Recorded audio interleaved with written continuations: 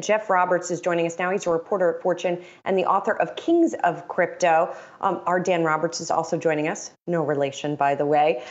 Jeff, thanks for joining us. And in particular, you have focused on coverage of Coinbase, I believe, in that most recent book.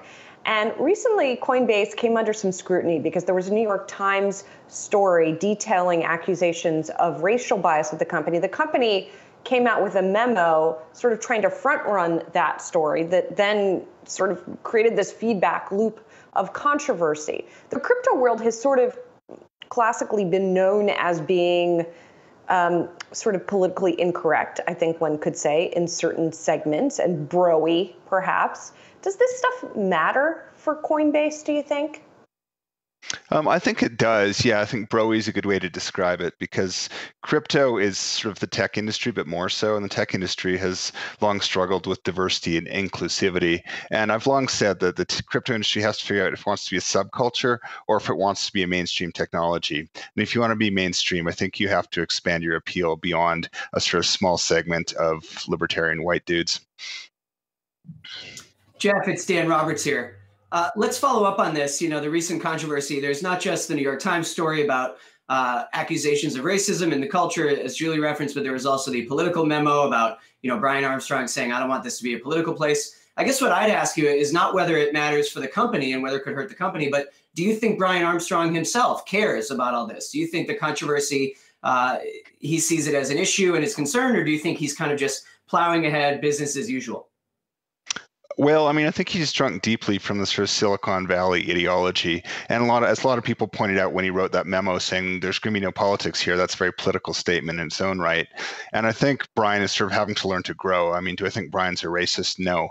But I do think, that culture and Brian himself lacks some of the emotional intelligence that can be necessary to steering a big, diverse company, which Coinbase is aspiring to be.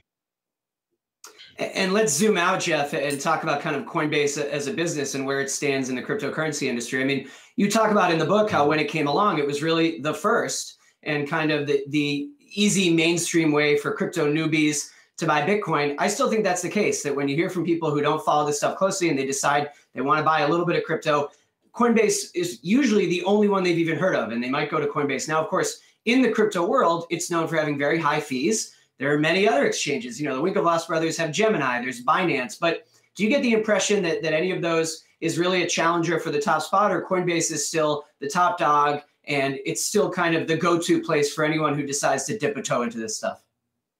Yeah, absolutely. I mean, I'm not, endorsing Coinbase, but I think the nature of the industry, there's network effects, and Coinbase was the first mover, and they've got such a moat, and they've really have branded themselves as the mainstream place to go. I know a lot of the crypto purists have objections with them, but as you said, the reality is if anyone's going to buy crypto, the only company they've heard of is Coinbase, and that's been a huge benefit to them. So for the more ideological people, they have other options, but for your average person who wants to buy a little bit of Bitcoin, almost invariably Coinbase is where they're going. Jeff, the book is focused on Coinbase, but I'm curious, in reporting out the book and talking to a lot of people in crypto, obviously, where do they think the industry is at and where is it going? Because I guess it's like year 10 that we're still doing origin stories about some of the big players, but where do the real adherents see this whole project headed over, maybe let's just call it the next decade? It's a tough space to cover because, a lot of people don't really understand the nuances of blockchain and crypto, and those who do almost inevitably are invested in it. So it's very hard to get impartial opinions. But I think unlike the bubble of 2017, what's different this time around is you're seeing real, institutional players come in. Harvard and Princeton University have devoted part of their endowments to crypto, big hedge funds, big banks. There's a lot less antipathy to the technology than there was in the past. So I think, for now, I think we're in another bubble. The prices are going to drop, but I think they won't drop as much as before. Bitcoin looks as better than it ever has before. And some of the other coins, a lot of them are complete rubbish, but there is some interesting new technology, blockchain based, coming out. So, but I think you make a point saying we're still talking about origin stories and people saying we're in the first inning and things like that. But I think it is getting to the point where the crypto industry sort of has to put up or shut up and show the stuff is useful for something besides investing.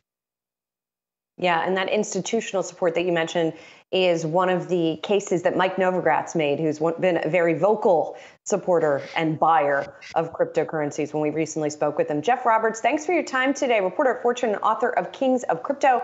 Dan Roberts, thank you as well.